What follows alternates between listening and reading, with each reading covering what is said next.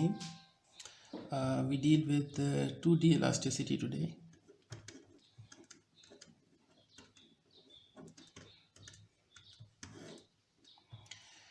These are the equations, the basic equations, general equations of FEM. And last time we had tailored these to 1D problems. Today we'll do the same for 2D problems. Now, just to recap this is the general form for static equilibrium problems. And the K matrix can be found out by this part is for one element, you integrate it for one element, and then this summation is for all the elements in a body, and this basically is done by the connectivity table. Should be very familiar by now. This part is inside the element, this is for all the elements. Similarly, for the right hand side, force vector consists of the initial force vector because of some thermal temperature changes, etc. This is for body force, this is for pressure. Now again, the expressions for these are, this one is for the temperature changes, any initial strains. Now this gives us the value for this summation, this integration gives us the value for one element. Similarly, for body force vector, this is for one element, and for pressure force, this is for one element.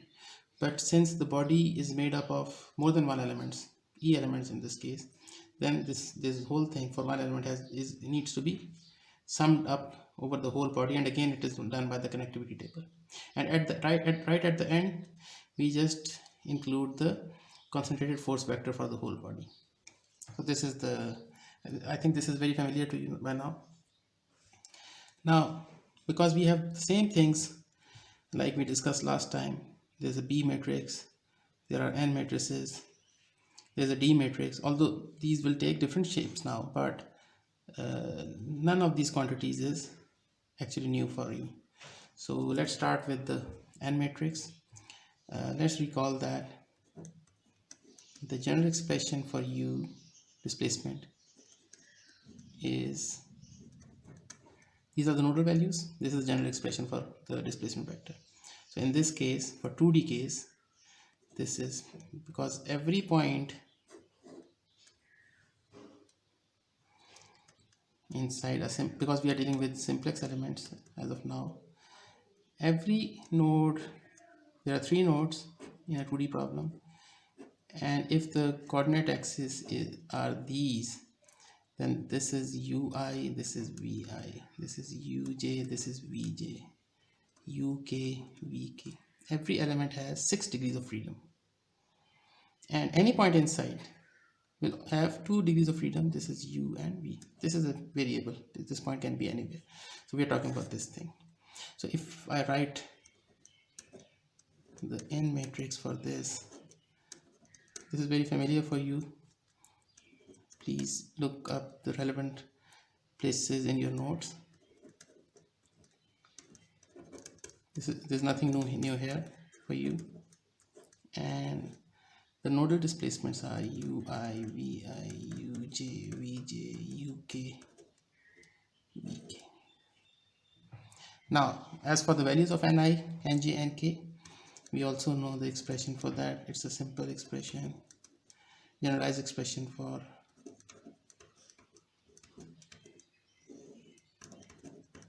where the beta takes the form, the number, the indices I, j, and k. So you can find any value using this expression. Now the next one the next quantity of interest is the B matrix, because it is occurring so many places here. Now the B matrix links the strain vector with the nodal displacement values. This is also familiar to you. For a 2D simplex element, you know what shape it takes. But before that, there are three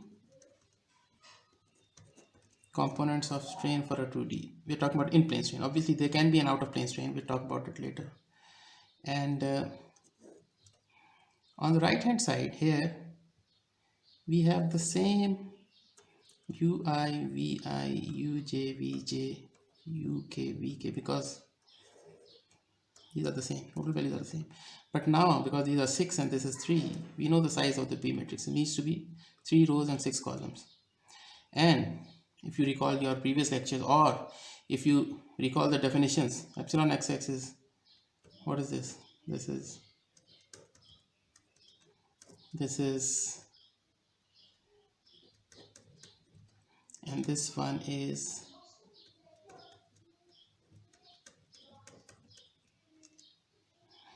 recall your continuum mechanics. Now, if you know these definitions, and if you take these values, or if you recall your previous lectures, then this B matrix is nothing but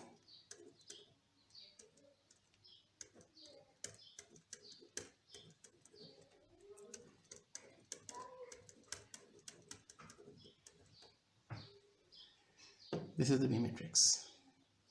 Now this N matrix and this B matrix, this is general purpose. By general purpose I mean for any 2D plus elasticity problem, these won't change. But some of these quantities do change, and that is basically because we, for 2D problems,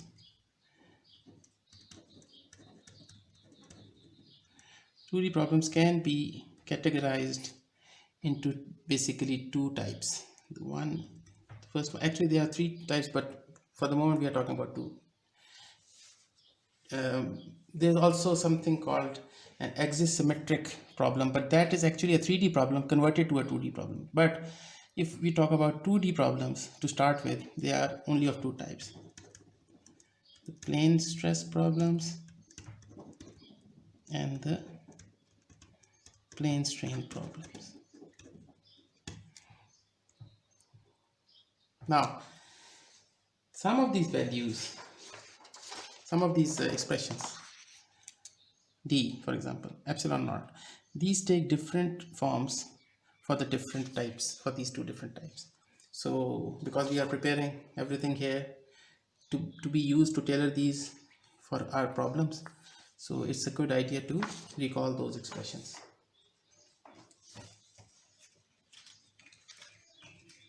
Now let's start with plane stress.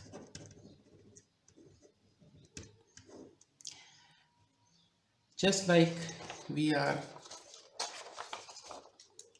first of all find out the nodal displacement values, and then we have a way to convert them to this. Similarly, for nodal values can be converted to the epsilon vector, which has all the components of the strains. So the next logical step will be, and which is the last step actually, is to convert these strains into stresses. And that expression is, again, you can recall your previous courses or look up these expressions in any solid mechanics text. This is basically the generalized form of the Hooke's law. And for 2D problems, again, I'll just draw this. There are three nodes because we are only dealing with simplex elements as of now. So for 2D problems, the stress vector, the stress components will be sigma x, sigma y, and tau xy. Sigma x, sigma y, tau xy, just like the strain components were like this. Now these are basically the strain components we already know. These are epsilon x, epsilon y, and gamma xy. Now, what does the D matrix take? What kind of shape does the D matrix take? It takes the shape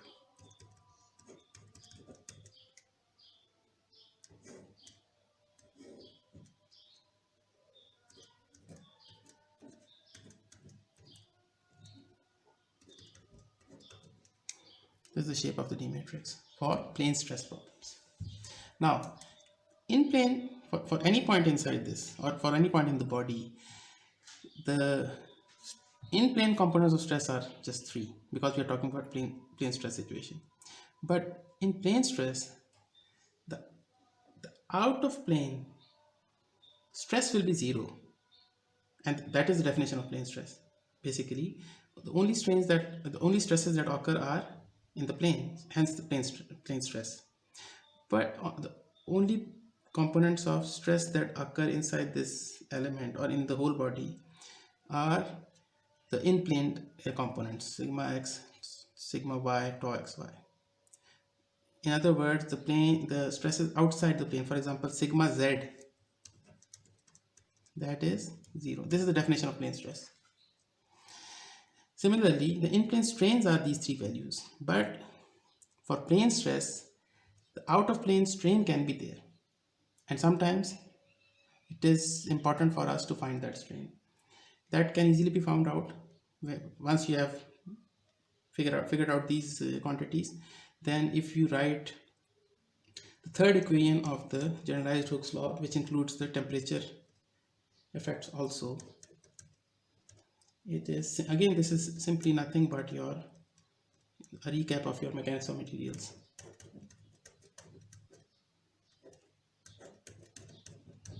This is the total strain into that direction. This is composed of the mechanical part of strain and the thermal part. Obviously, if there is no delta T here, then this is a more familiar expression for you.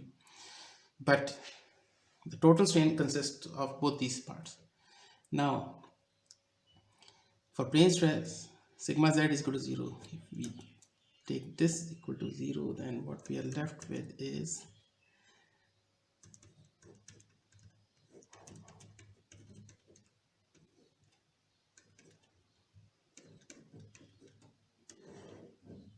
so once we are done with finding the stresses, the in-plane stresses and the in-plane strains, obviously we first calculate these and then we find out these. But there is another component which is out of the plane, and that is found out using this expression. This is for plane stress. Now for plane strain, let's develop this in parallel here.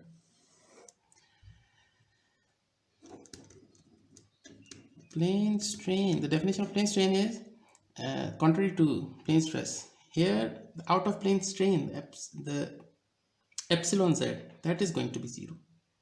So this expression is the same generalized Hooke's law, and the in-plane stress components are also the same. The in-plane strain components are also exactly the same. The only difference being the shape the D matrix takes, and that shape is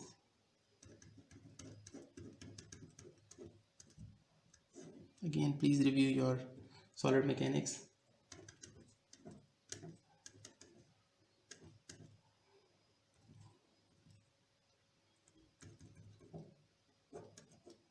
And these can be very easily derived also from the general expressions.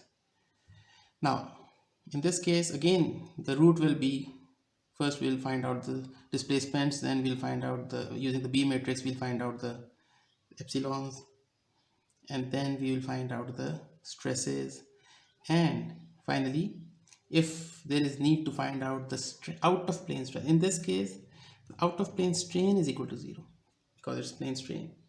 So using the same expression,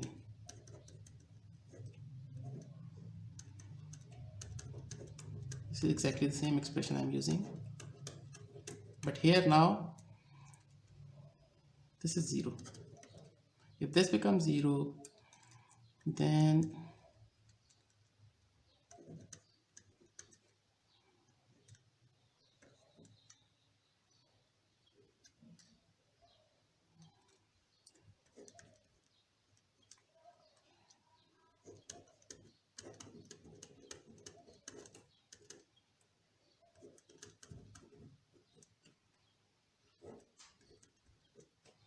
we take the E is common everywhere, so we can take it common outside.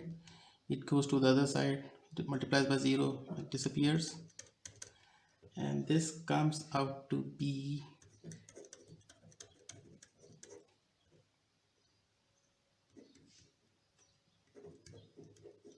This is the out of plane stress.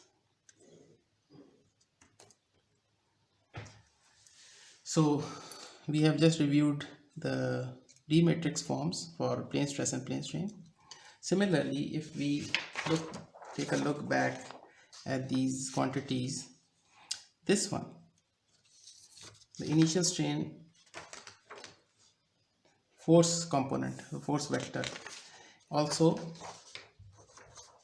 the initial, I beg your pardon, the initial strain vector, it will be there when there are the temperature changes of any kind. So this also depends on whether the problem is a 1D problem, is a plane stress problem or a plane strain problem.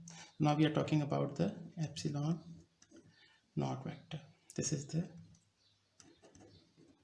thermal strain vector. This also depends on whether it's the plane strain situation or plane stress. This depends on which problem we are dealing with. So let's take the plane stress first. Plane stress case. Now in plane stress, let's again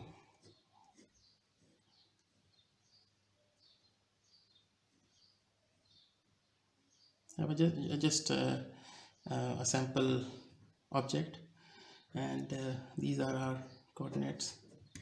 So you apply a change of delta t, then you are familiar with the thermal strain. It is simply, thermal strain is simply alpha delta t, and alpha is a material property which is the coefficient of linear expansion. Now in 1D this was enough. With just bar, you change the temperature, increases in length, and the strain because of that change of temperature was nothing but this one. But here obviously we have already seen that the in-plane dimension strains, they are three components of in-plane strains, and it is very obvious here. There is an in-plane strain in the x direction, another in the y direction, these are the longitudinal ones, and the third one gamma x, it's the change of angles. Now for our case, this alpha delta t not only happens in the x direction but also in the y direction, alpha delta t in this direction, alpha delta t in this direction. And as far as the third component, the gamma xy is concerned, now this gamma xy, this has nothing to do with change of length, it has everything to do with change of angles. So because of an increase of delta t, for example these two lines, they don't change their angles, any line doesn't change its angle, this body increases proportionally in all directions. So there is no question of gamma xy because of temperature changes. So actually if we write this in vector form, alpha delta t and 0, this is for gamma xy component, this component is epsilon y, this change, this component is epsilon x. Or we can write this as alpha delta t 1 1 0, as simple as that. So this whenever we are going to use the expression for alpha naught, if it's a case of plane stress, we must use this expression. Let me write it more clearly here. Plane stress alpha delta t 1 1 0. Now when it comes to plane strain case, let's say this was a very thin body, and these faces, they were unconstrained, so this was free to move, hence plane stress. If this kind of a body is there, let's say, and you have fixed this and that side, so there's no question of strain in this direction. So this, and then you can just take one element, one plane of it, and just model it like this. So we're talking, so this is a plane strain case. So if this kind of a situation is there, now consider what, again we have this x and y. Now consider what epsilon naught vector should look like.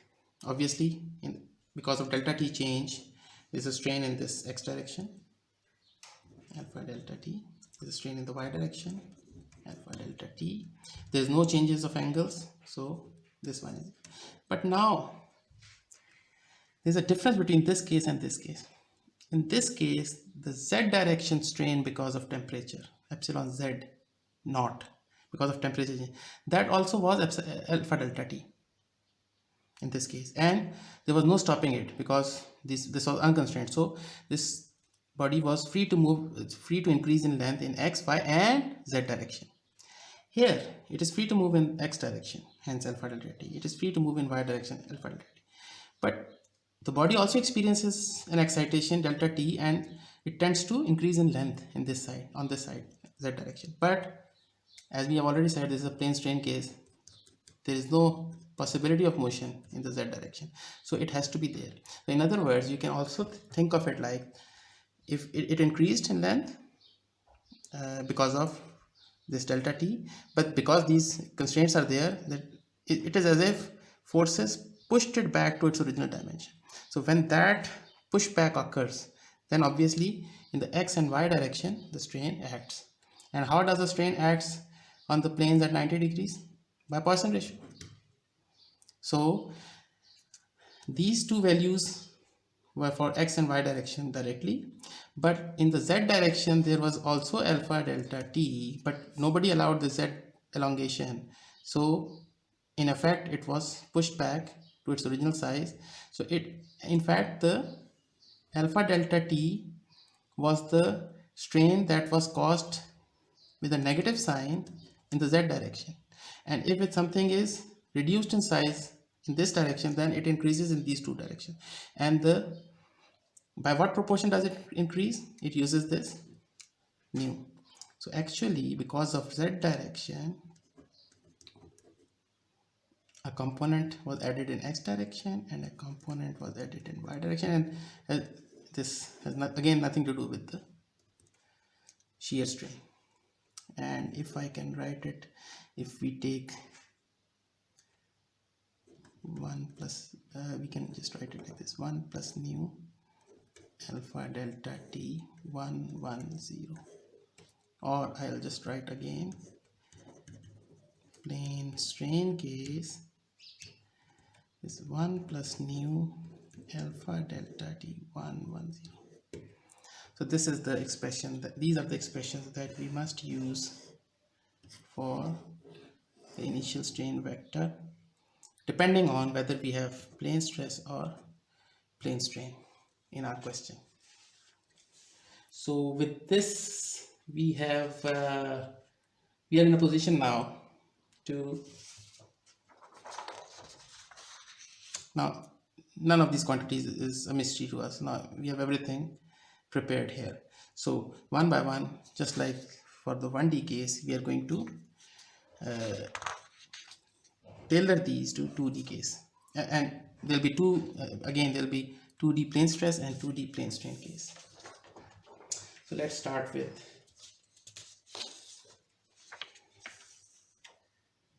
the K. K by now should be very familiar to you, and we are talking about the K for an element here. By element I mean what is inside this, how we integrate this one. If we integrate this one, we get an expression for the element, and after that it's just a matter of assembly by connectivity table. This we won't discuss it here. We know the connectivity table, and we are just going to focus on this integration. So that is a very familiar sign. Maybe you have already memorized it by now.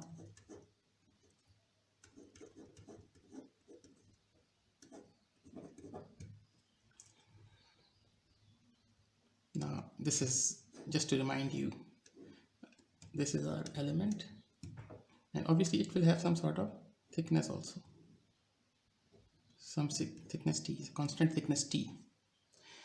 Now it's a volume integral, but because the thickness is constant, we can say that dv is equal to tdA, because t is constant. So if t is constant, then what we can do is we can take, first of all, just rewrite this part, and we can write it like this tdA, and then it becomes an area. And this is just an optional. This e indicates the element, and we are talking about the element. We know that there's no confusion that this is just one element, so even if we don't write this, doesn't matter. It's an element we are talking about. Integration takes place over the volume of the element. Here it takes place over the area of the element. Now this b, this d and b, all these three, we have seen that these are just constants, so you can just take them out. T also is a constant, so we can just take everything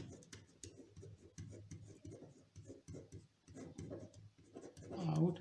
And what is this but the area? By area we mean cross section area. This is the area, and so this comes out to be, this is the expression for A. Now we can of course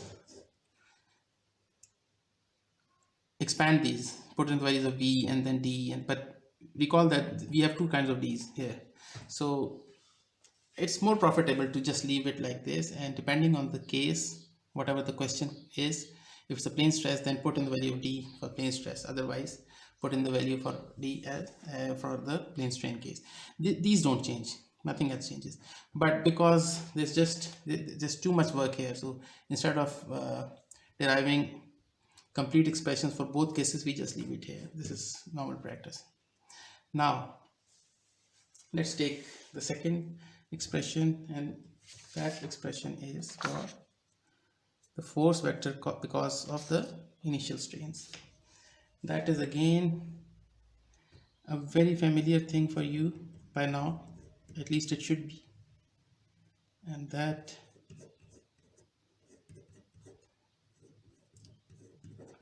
is again a volume integral. Now I'm not writing E here, although it's the same thing. We're talking about the element here. The integration takes place over the element. Similarly, I'm not writing E here, but you must know that it is for one element. Now, again, recall that in this case, again dV can be converted into dA, and the expression becomes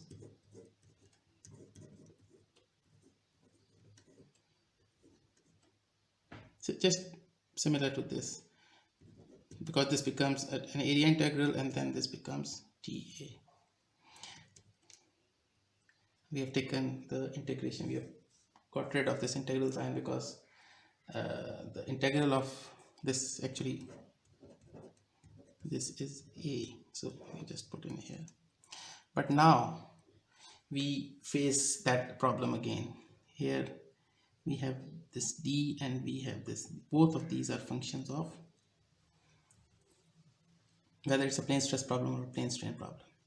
So in this case it pays to derive the expressions till the last, because it comes out to be a very simple form, and unlike this will be a very big expression. This tends to come out as a very simple form, so we are just going to put in the values for d and epsilon naught for plane stress case first, and then plane strain case. If it's plane stress case, then our expressions will be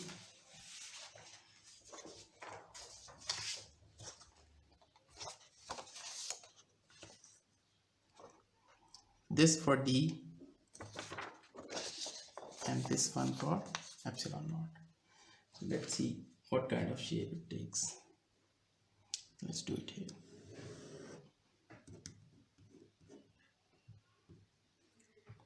Now B transpose will take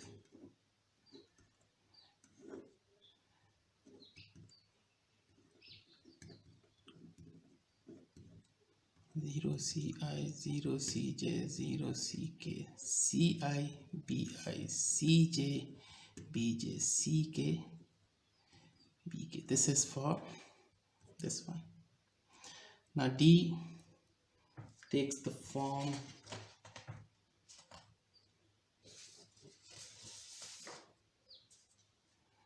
multiplied by, I'm just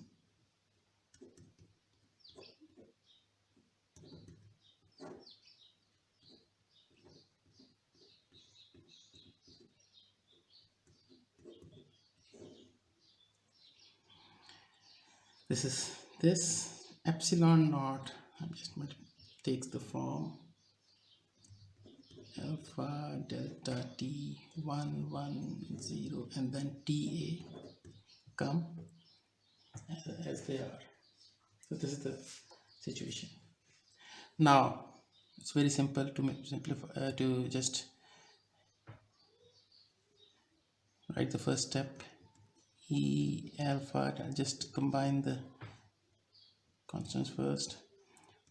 2a 1 minus u square. I'm just combining all these terms here. Here you get, I'm just writing b transpose. I don't want to write everything again. And first we multiply this with this, and this comes out to be 1 plus nu, this matrix with this matrix. This again comes out to be nu plus 1, which is again 1 plus nu, and the third one comes out to be 0. Now a gets cancelled. Now e alpha delta t over 2, just write it down as 1 minus nu square like this. Now here we need to open this up. Now maybe I should write this down here. Bi bj 0 cj 0 cj bj bk 0 ck 0 ck bk. This is multiplied by 1 plus nu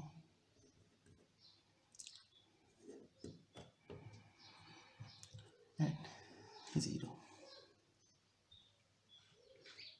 Now this, if we open this multiply this plus 0. In the second line this becomes 0 and this, so ultimately you get, and if I write this as 1 plus nu 1 minus nu, then this basically becomes bi 1 plus nu ci 1 plus nu bj 1 plus nu cj 1 plus nu bk 1 plus nu ck 1 plus nu. You can verify this for yourself. And this 1 plus nu gets cancelled everywhere, and ultimately the expression that we get for f naught plane stress is nothing but e alpha delta t over 2 1 minus nu bi ci bj cj bk ck. It's a very simple expression. So if you know this expression, you don't need to, for every question, go through this. For this one you have to go through, because the expression for this is pretty complicated, so it's better to plug in the values. So this is your expression for plane, this f naught for plane stress case. Now similarly, recall that for plane strain f naught, this expression will start with the same expression.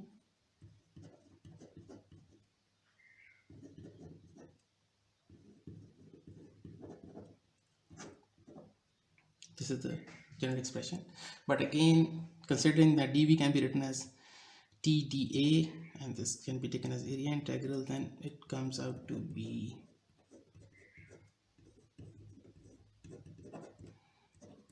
this is expression for It's the same expression. Now for plane strain case, recall that for plane strain case, we have different values for both, different expressions for d as well as this. So bt is basically the same, 1 over 2a, it doesn't change, bi 0 ci 0 ci bi bj 0 cj 0 cj bj bk 0 ck 0 ck bk. This doesn't change. D changes, if you recall. D is E 1 plus nu 1 minus 2 nu, because this is a plane strain case now.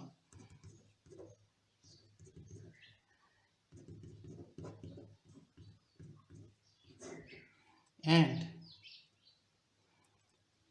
this epsilon naught also changes. It is 1 plus nu alpha delta t 110, and this dA come as it is. Now we again combine all these terms, e 1 plus nu alpha delta t ta over 2a 1 plus nu 1 minus 2 nu, and here you have this b transpose, you know what this is. And if we open this, 1 minus nu plus nu, so it is just 1,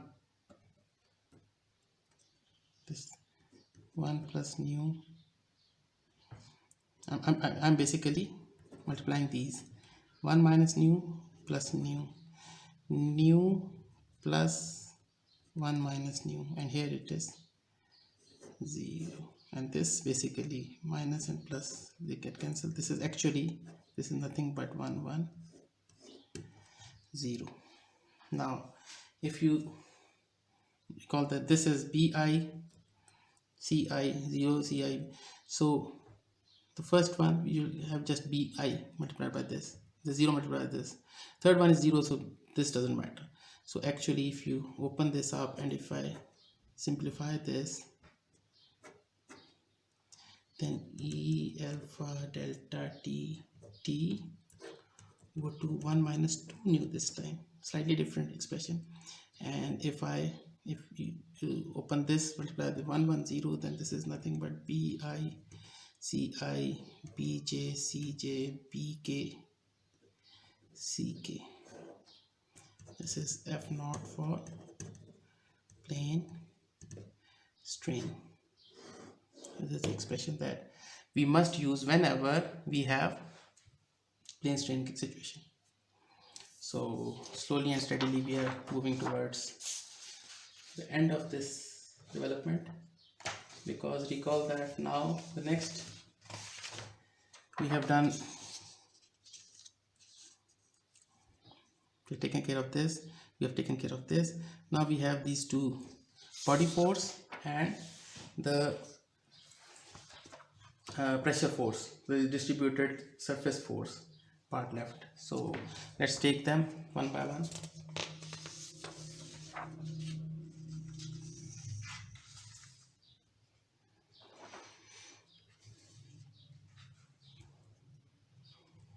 The body force vector again should be familiar, the expression should be familiar to you by now, and that is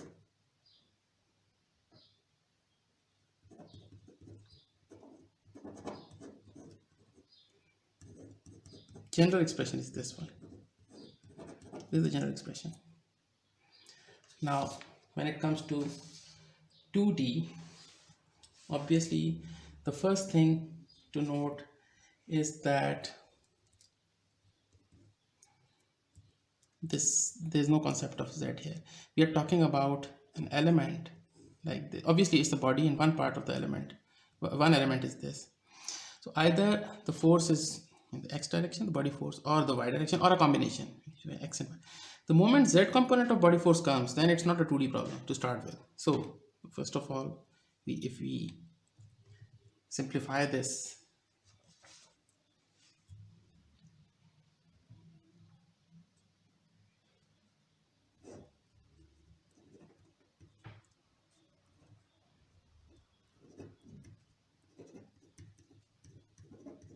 I'm just writing this.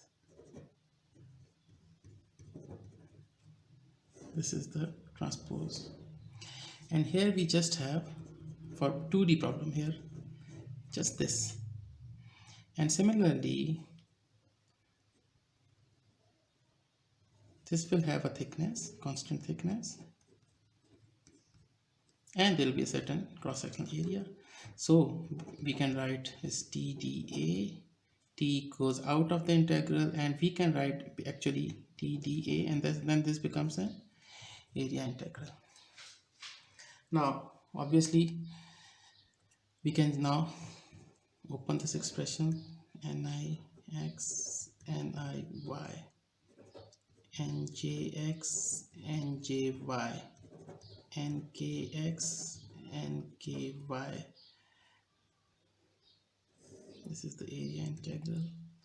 You can have TA out, T out, and dA. Now we have, all we need to do is evaluate these expressions. Now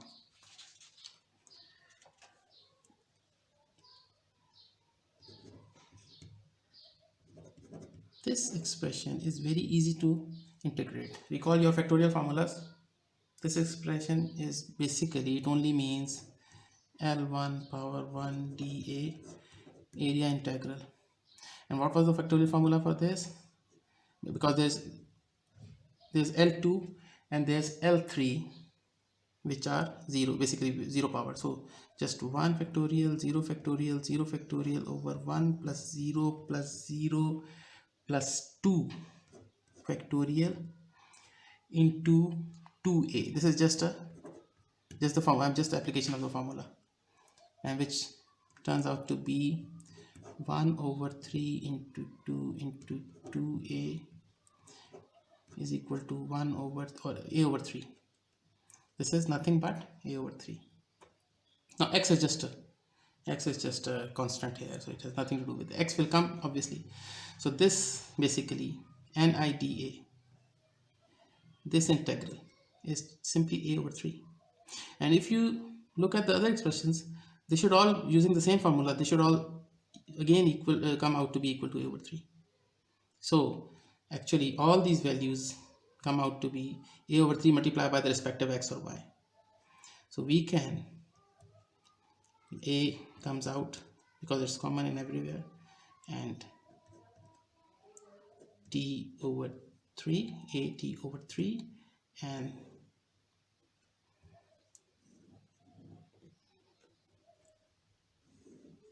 this should be, and this is all right, this is all right, this is the matrix form, this should be curly, the vector, this is again curly, and this is simply x y x y x y. Fp is nothing but this expression. Just giving you an illustration. If this is your element and it is only being pulled in x direction, is equal to something, some number n Newton per cubic millimeter. What we'll be doing is the y will be 0 because it's just x-axis. These three become 0, and you put in the value of here. Now if it is n Newton per cubic millimeter, then look at what it is being multiplied with. AT is cross-sectional area multiplied by thickness, which is volume. So in effect what we are doing is we multiply this by the volume of the element, divided it by 3, and apply equally to the 3 nodes in this direction, in this way. It makes it makes a lot of sense. You have this because in FEM you cannot apply the forces anywhere except the nodes. So just because this is per cubic millimeter, so you multiply by the total volume, get a number in newtons, and then apply it on the 3 nodes. If there was an x component and a y component, for example, this was being pulled not in this direction but in this direction, then obviously there will be some x component and y component. Then you'll be putting the y components also. Then the y will not be 0. It will be some value. So this is as simple as that. So this is how we deal with the And if it's a what is a more common case, if we only consider gravity, the gravity is only like this, there's no x. So in that case your x's will become 0, y will take some value of minus, with minus, because this is the x-axis, this is the y-axis. We just put in the values, as simple as that. And finally we come to the pressure force. Pressure force, that is distributed force applied at some surface of the element. So Fp, again a very familiar expression, Px, Py, Pz. This is a surface integral. Obviously, so pressure force is applied on a surface, not a volume. So if this is your expression, first of all, we are talking about this kind of a thing. I, J, K. We're talking about this one line. There's a pressure here. Obviously, it will be on one line, and it will be only on the surface. Obviously, it's an area because there is a thickness of this element. So basically, it's an area force applied on an area. So, and hence the area integral, not a volume. It has nothing to do with, for example, this K node or the interior. It has nothing to do with that. So first of all, for a 2D system, this will only have components in x and y direction. So this z will be 0. This is not a 3D case. There can be no pressure. There cannot be any pressure from which has a z component. Hence, because it is a 2D system. So if I make this 0, and again I write the values of the transpose of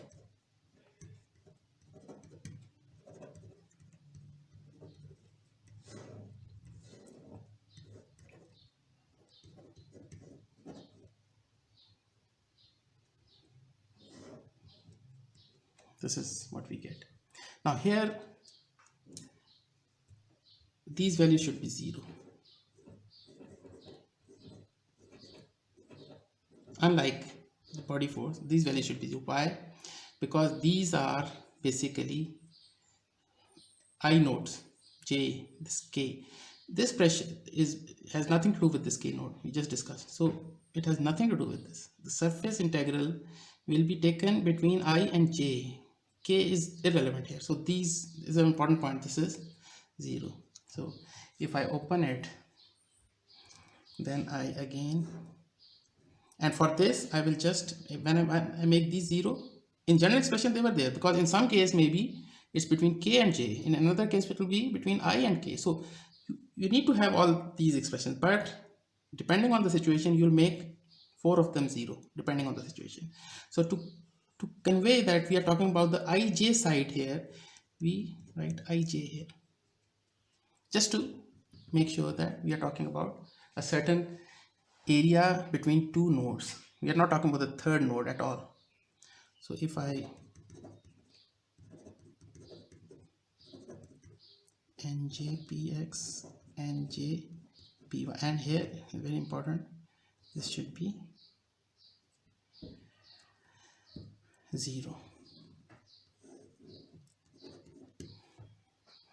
Now how can we evaluate this? Again, this ds, this is the, basically we are talking about the area integral, but because we can write this d as this area as TDL, this is the length, and length will become now IJ multiplied by thickness, which is constant. So we can take the thickness out and we can transform this over the line. Now it becomes the line integral. In the body force case, we converted from a volume integral to a surface integral. Here it's a surface integral, but because the thickness is constant, we convert it into a line integral. T comes out, this becomes a line integral, and this is just the same.